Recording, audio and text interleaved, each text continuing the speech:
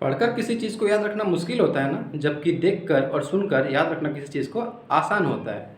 Behead इसका मतलब होता है किसी का गला काट देना। उदाहरण के तौर पर राजा ने अपराधी का गला काटने का आदेश दिया। The king order to behead the criminal. Bellicose का मतलब होता है झगड़ालू या आक्रामक। उदाहरण के तौर पर आक्रामक लड़के ने सब पर चिल्लाया। The bellicose boy shouted at everyone.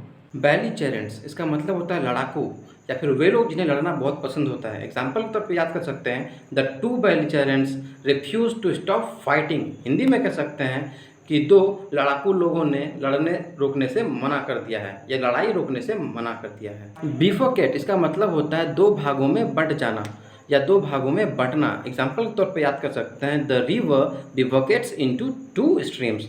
नदी दो भागों में बंट जाती है। बिट्रे बिट्रे का मतलब होता है धोखा देना। एग्जाम्पल के तौर पे याद कर सकते हैं, ही बिट्रेड हिज बेस्ट फ्रेंड। इसका मतलब कि उसने अपने सबसे अच्छे दोस्त को धोखा दिया है।